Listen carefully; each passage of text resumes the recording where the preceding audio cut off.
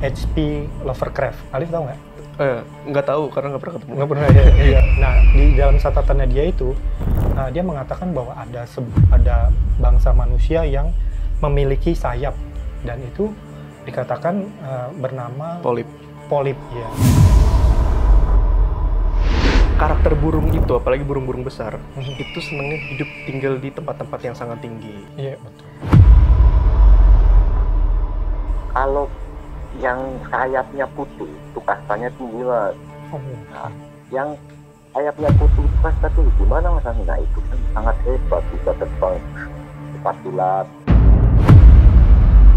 Nah, Mas Amin, dari penelusuran Mas Amin, ada nggak oleh-olehnya buat Sobat Time Travel?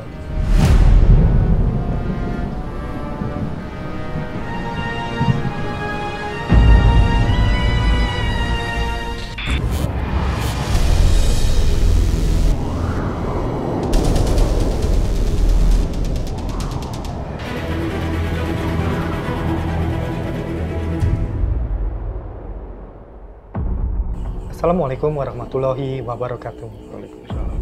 Kembali bersama kami di Time Travel. Rahayu dan salam sejahtera untuk kita semua.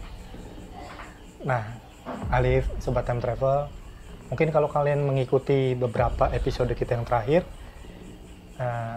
penelusuran Alif yang lalu itu bercerita tentang satu bangsa burung ya yang ada di Gunung Kinabalu. Nah, dari penelusuran yang ada di situ, aku jadi pengen tahu lebih mendalam lagi nih tentang bangsa burung. Karena kalau misalnya kita lihat itu kan Alif pernah menceritakan di beberapa episode yang terpisah, dan itu kayaknya kesana jadi sedikit di sana, sedikit di sini, sedikit di sana. Nah, ini mungkin bisa jadi episode yang mengumpulkan itu menjadi satu episode yang utuh. Semoga utuh dan ada pembahasannya yang lebih menarik, mendalam.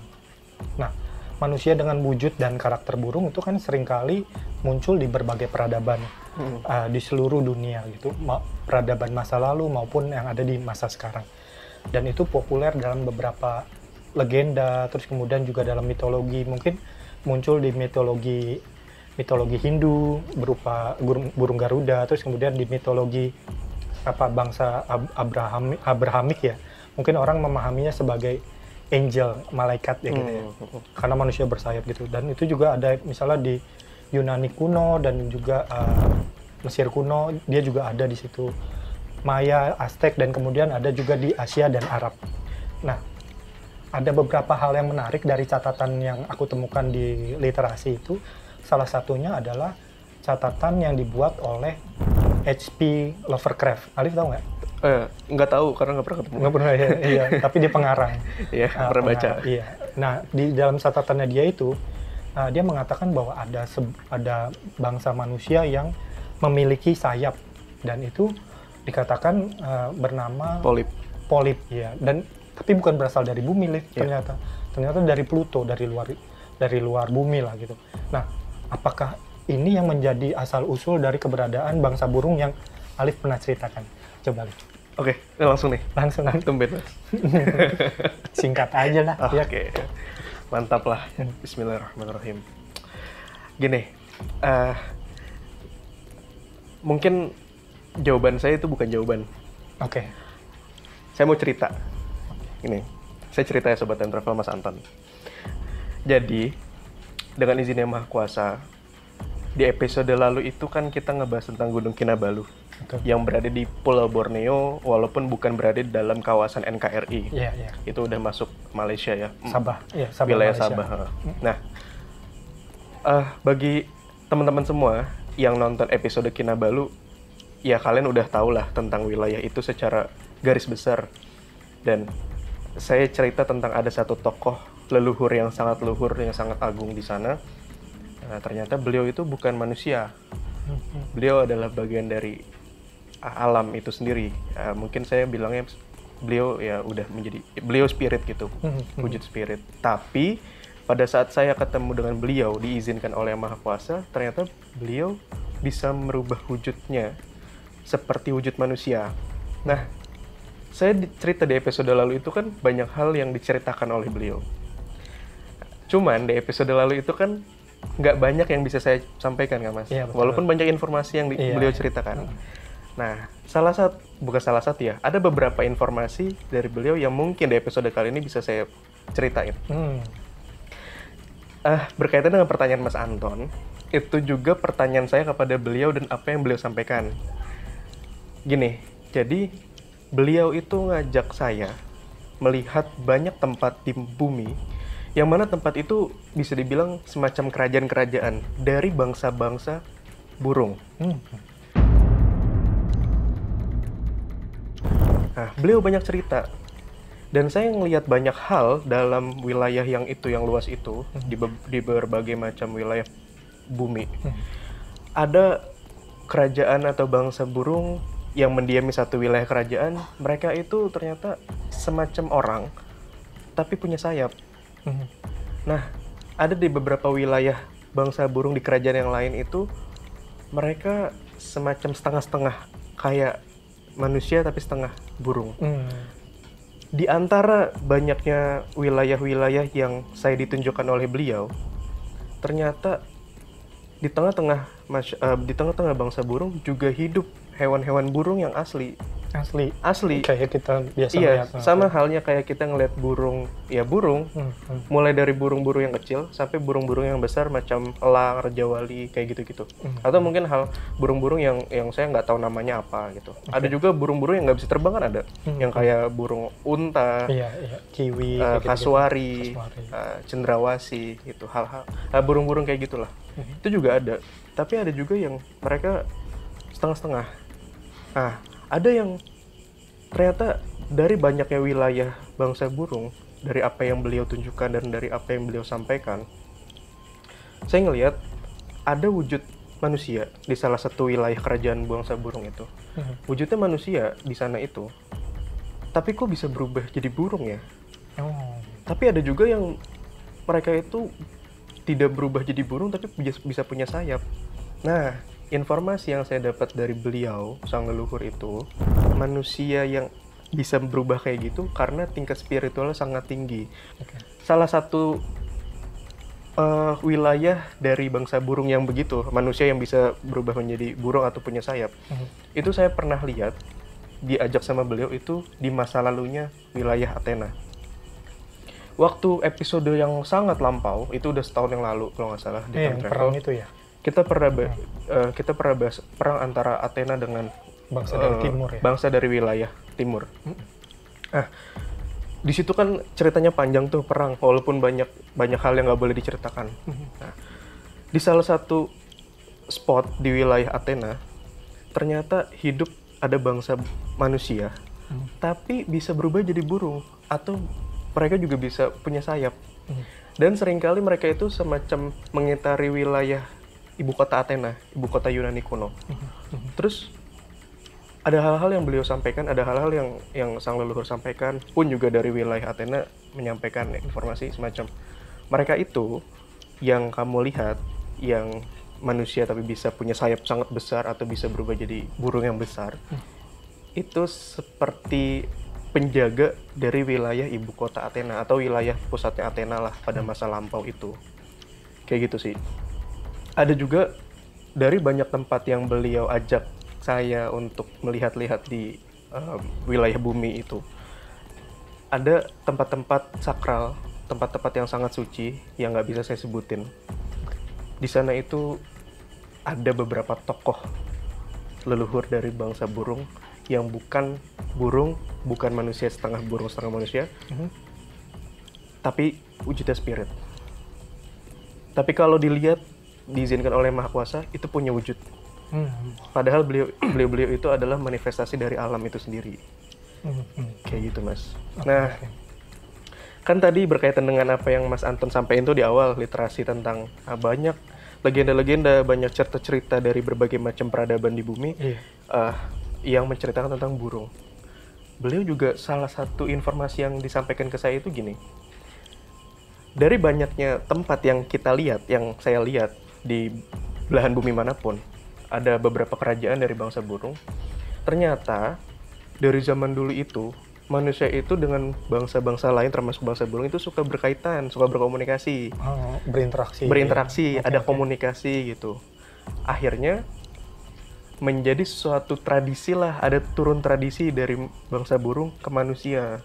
Makanya sampai sekarang kita suka nemuin ada tradisi-tradisi dalam suku-suku tertentu atau dalam negara tertentu. Itu seperti ada kayak tarian burung atau mungkin ada orang-orang suku yang menggunakan aksesoris burung ya, kayak ada bulu-bulu burungnya. Hal-hal kayak gitu. Ada juga mungkin yang berkomunikasi dengan siulan, seakan-akan itu seperti kicauan burung. Iya, ada. Ada kan? Ada, nah, betul.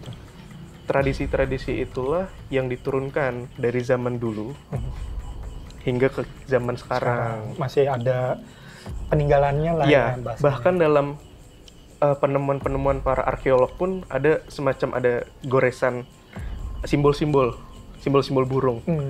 Dari hal-hal itulah yang beliau sampaikan akhirnya, oh gitu, ternyata walaupun mereka itu tidak menggoreskan langsung, akhirnya tidak meninggalkan, seakan-akan tidak meninggalkan jejak peradaban bangsa burung. Tapi melalui manusia yang berinteraksi itu, akhirnya menjadi suatu tradisi sampai zaman sekarang.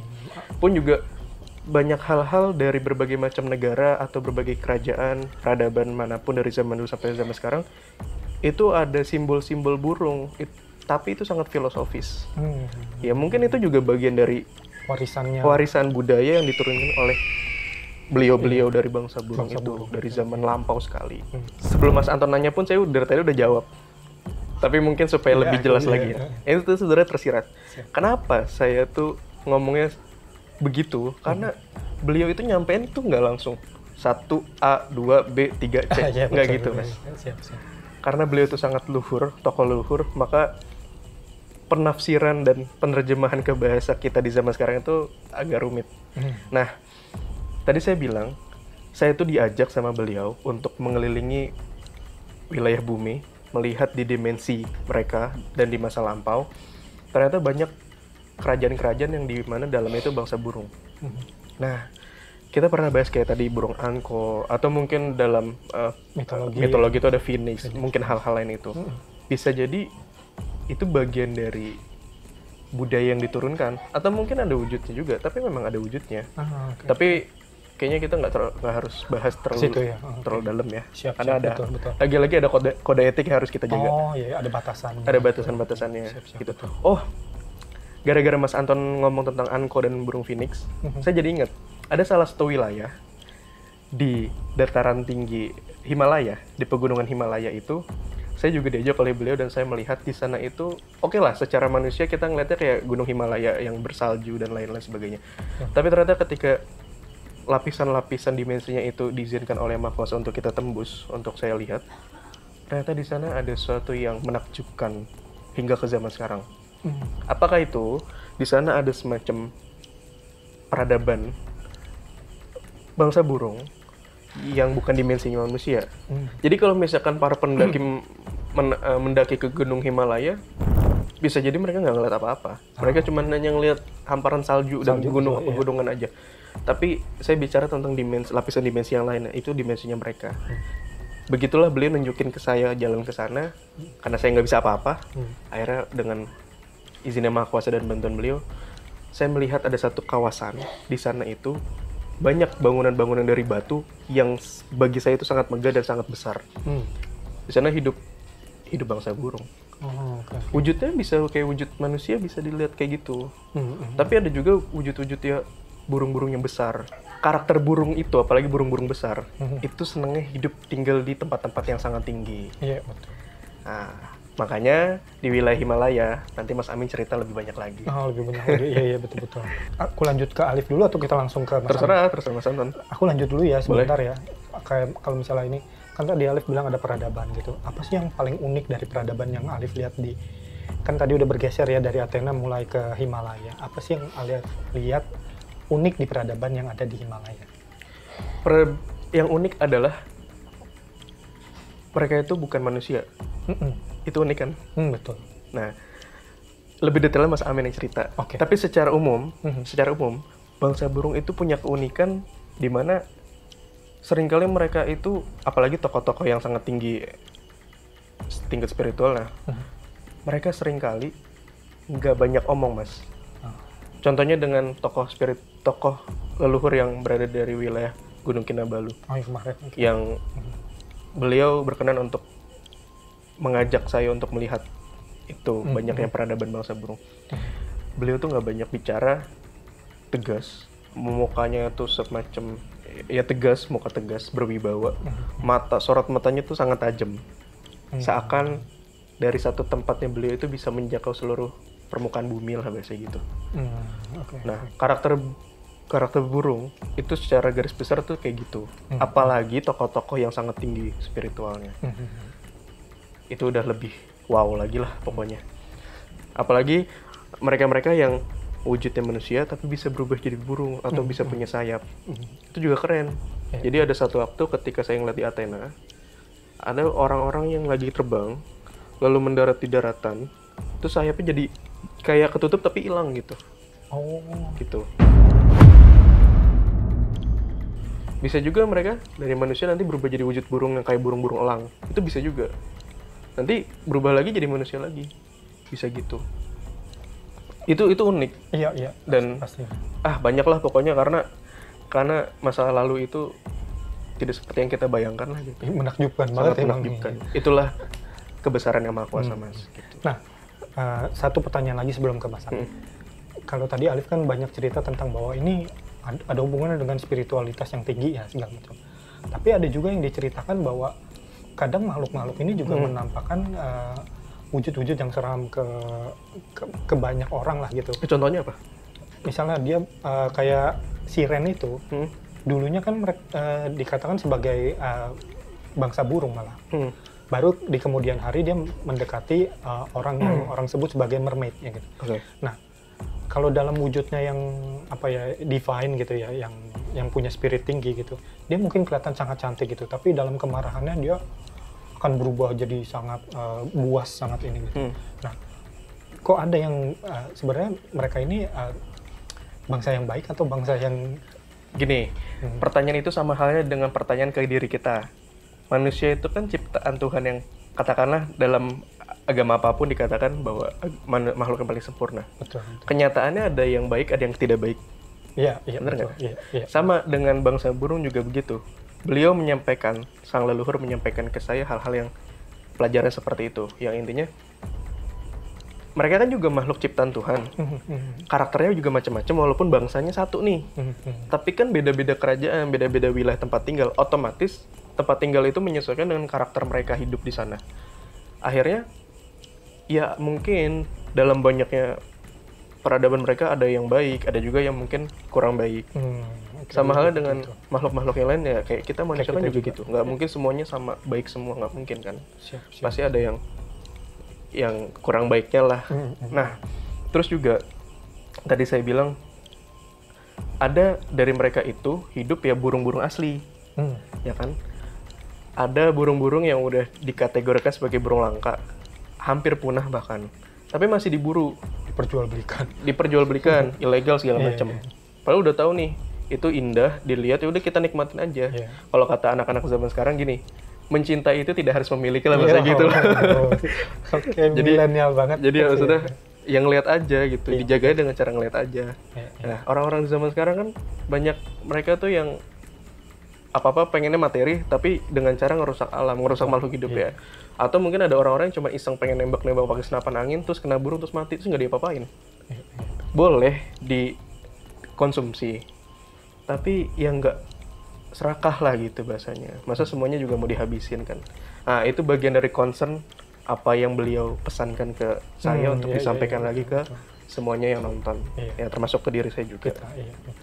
Gitu sih. Oke, kita mungkin akan ke Mas Amin untuk lebih banyak cerita tentang pandangan Mas Amin terhadap bangsa burung, dan juga mungkin ada tahu tentang karakter dan keunikan masing-masing ini. Ya, oke Sobat Time Travel, stay tune di channel kita. Kita akan menghubungi Mas Amin yang ada di Tegal.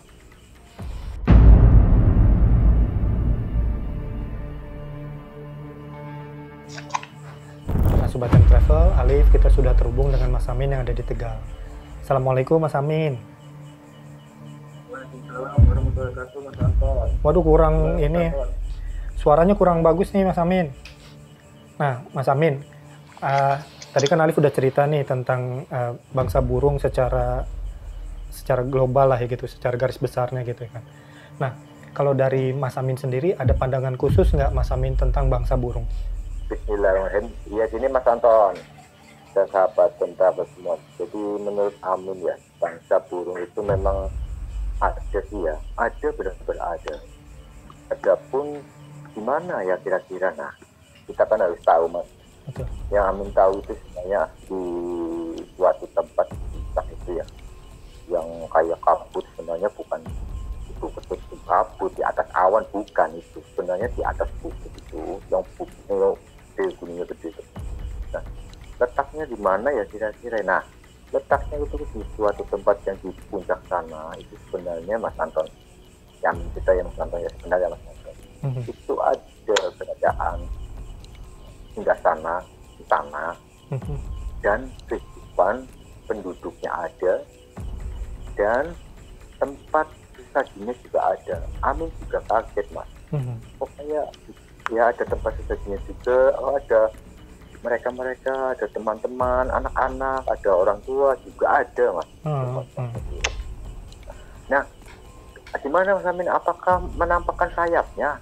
Nah, itu pasti jelas ada yang pertanyaan gitu Mas Anton. Menurut Mas Amin, memang kalau bersama warga atau masyarakat atau kehidupan di layaknya penduduk itu, sayapnya itu namanya apa ya, menjadi kayak nyatu sama badan itu Mas. Itu Mas. Itu Mas Anton. Tadi kan Mas Amin bilang ada sesaji, maksudnya itu kayak kuil gitu Mas, atau tempat suci gitu? Iya, jadi begini Mas, itu di tempat tersebut itu kayak tempat apa, kuil gitu, kayak bangunannya juga bagus-bagus kok Mas, kayak yang di film-film itu yang kayak horor-horor ada, namanya apa ya, yang di kastil itu loh Mas. Oh, kastil, oke. Ya, Istana lah ya gitu, Amin istana. Iya, itu padahal istana, tapi bentuknya kayak kastil, ada yang pakai batu, yang pahat-pahat ada. Nah, Amin sengaja tak tuliskan sedikit aja, itu gambar sedikit aja di bagian di situ Mas. Itu Mas. Nah, kalau secara kehidupan ada nggak sih Mas yang bisa diceritain Mas? Secara kehidupan ada, mereka juga duduk kehidupan dan hidup kok. Ada pasarnya ada. Oh ya. Ada. Iya, ada kayak masyarakat ada yang kerja, ada yang makan, ada yang minum juga kok Mas. Sama kayak kita Mas, memang sebenarnya kayak kita itu. Nah, Mas Amin, secara ini ya, kan orang kan pengen tahu ya, yang disebut sebagai bangsa burung ini, kemampuan dan keunikannya itu seperti apa Mas?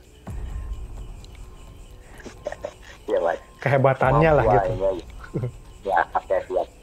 Jadi kehebatan kemampuannya itu kan memang dimiliki secara langsung makhluk-makhluk tertentu loh Mas. Dari maju, oh ternyata yang di sana itu di atas Mas, ada kelebihannya Mas.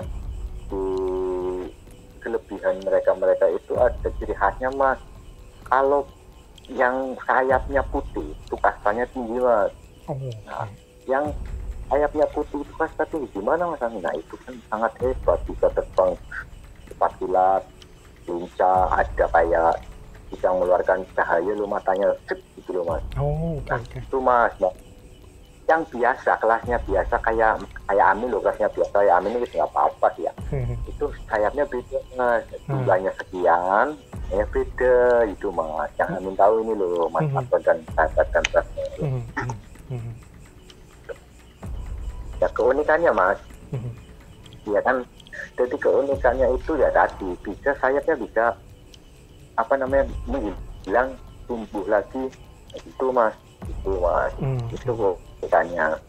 Sayap cahaya bisa di dadanya itu ada sayap burung kan, sayapnya dua, itu ada bulu-bulu yang kecil, itu ada yang bersinar Mas, itu yang kastanya tinggi Mas.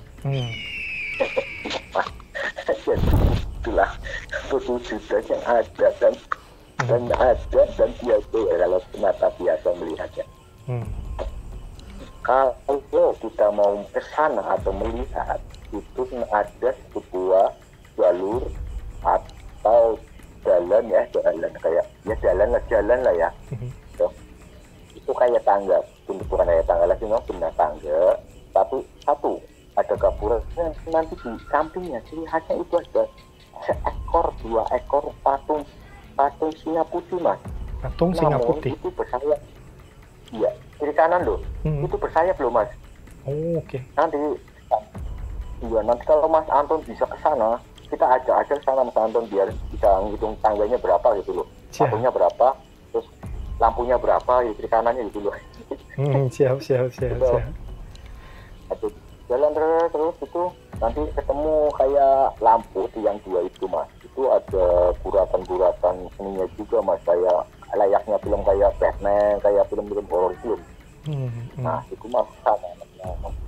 Sesampainya di ujung sana, di pintu gapura utama, itu nanti kita menemukan gapura. Nah, gapura yang sangat putih, batu tempah, katanya pakai batu-batu juga sih. Tapi itu kadang ketutup awan atau kabut, seolah-olah itu di atas awan, Mas. Nah, Mas Amin, dari penelusuran Mas Amin, ada nggak oleh-olehnya buat Sobat Time Travel? Ada tongkat putih mau. Ada oleh-olehnya, pesannya aja, Mas. Kalau Sobat Time Travel kan, Sobat Time Travel sangat menunggu penggambaran dari Mas Amin. Entah sketsa atau lukisan. Oke, nanti aku persiapkan. Siap. Nah, jadi ini Mas, nanti insya Allah tak sketsakan itu oleh-olehnya dan bangunannya, bangunan yang dipijak atau kabut. Kalau makhluknya atau penghuninya atau bangsa burung, saya insya Allah tidak bisa gitu. Mungkin belum waktunya, bisa sih bisa, tapi belum waktunya untuk menggoreskan, Mas Anton. Siap, Mas Amin. Tuh. Kita tunggu oleh-olehnya ya. Mungkin di episode yang ke depan lagi, itu kan di sebelah itu ada bangunan yang kayak kastil juga tapi hitam itu loh, Mas. Kalau nanti Time Travel episode berikutnya ke sana, oke, kita bisa tuntaskan gitu. Kita kupas itu secara itu. Oke.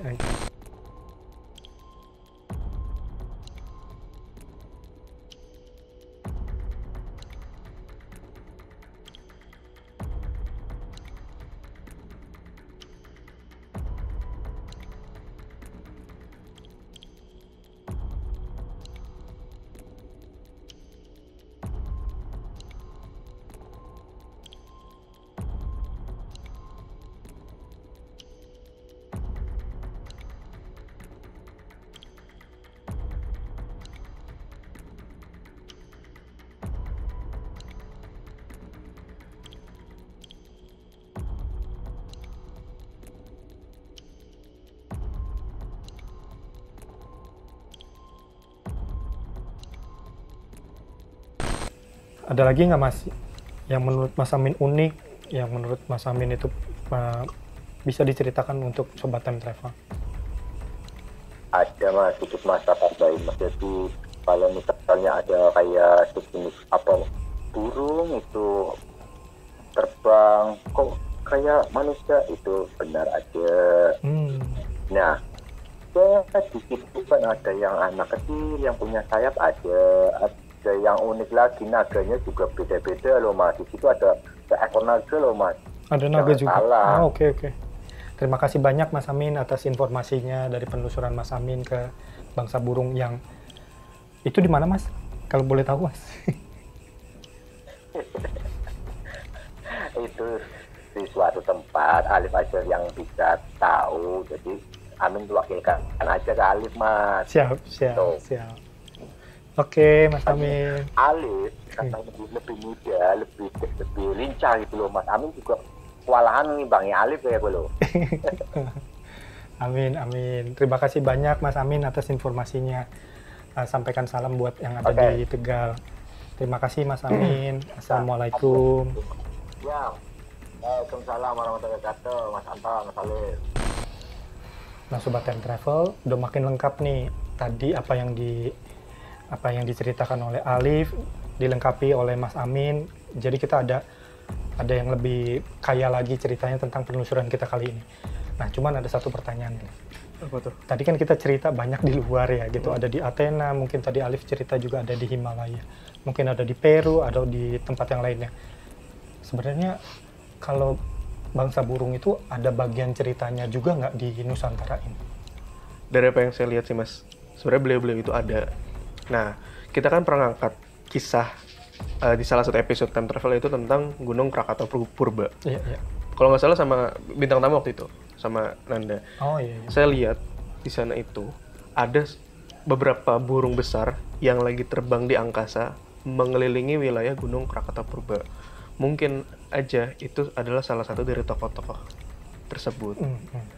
Gitu aja sih. Iya, iya, iya. Berarti ada ya benar ya di Nusantara ini. Ada. Berarti dimanapun tempatnya ternyata semua peradaban yang ada di masa lalu maupun yang ada di masa sekarang itu ternyata punya ya gitu, ada singgungan dengan peradaban bangsa burung ini. Iya. Nah, oke. Sobat Time Travel kayaknya udah padat banget ya. Tadi Alif udah cerita penelusurannya, Mas Amin sudut pandangnya tentang bangsa burung, dan kita menyatukannya di episode kita yang sekarang ini lebih komprehensif lagi tentang bangsa burung. Nah, ada lagi nggak mungkin pesan terakhir atau udah cukup? Udah cukup, kebanyakan pesan nanti gumoh kali. Oke, Orang yang nonton. Oke, Sobat Time Travel. Mungkin nanti di episode-episode mendatang kita akan bahas mengenai mungkin bangsa burung atau bangsa-bangsa yang lainnya ya gitu. Iya, karena ada, insya Allah dengan bintang tamu. Pengennya sih gitu. Amin. Oke, Sobat Time Travel, semoga penelusuran Mas Amin dan Alif kali ini bermanfaat untuk pengetahuan kita dan wawasan kita. Tetap like, share, comment, and subscribe untuk selalu terhubung dengan video-video kita yang terbaru. Sampai kita bertemu di penelusuran kita selanjutnya. Wassalamualaikum warahmatullahi wabarakatuh.